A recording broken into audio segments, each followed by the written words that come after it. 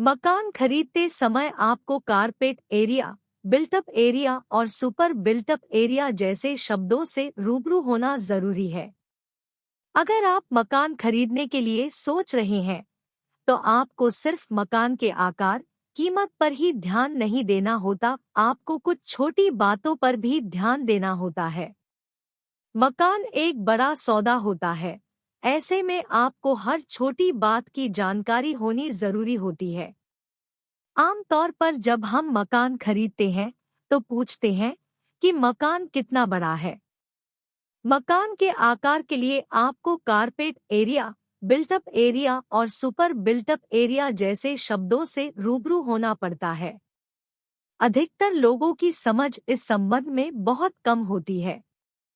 यही कारण है कि अक्सर बिल्डर और प्रॉपर्टी डीलर की इसी नासमझी का फायदा उठाते हैं।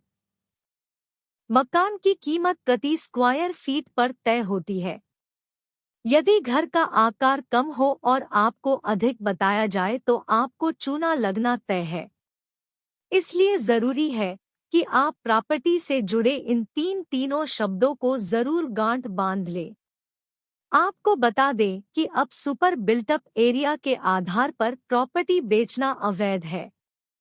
अब केवल कारपेट एरिया को क्षेत्रफल परिभाषित करने के लिए उचित माना जाता है।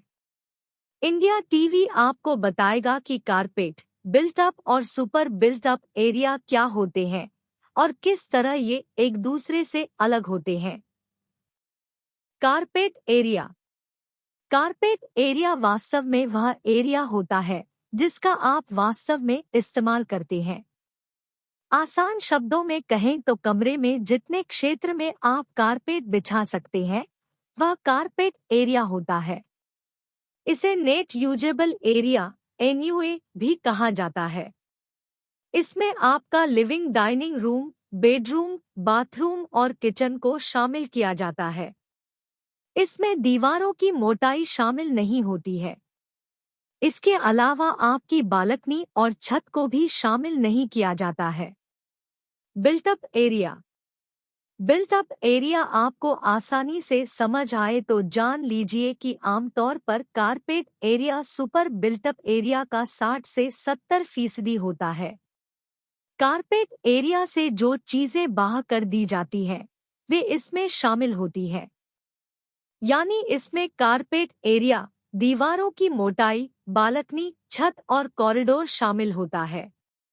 Super built up area. चूंकि आप एक हाउसिंग सोसाइटी में रहते हैं, ऐसे में आप बहुत से कॉमन एरिया को भी इस्तेमाल करते हैं।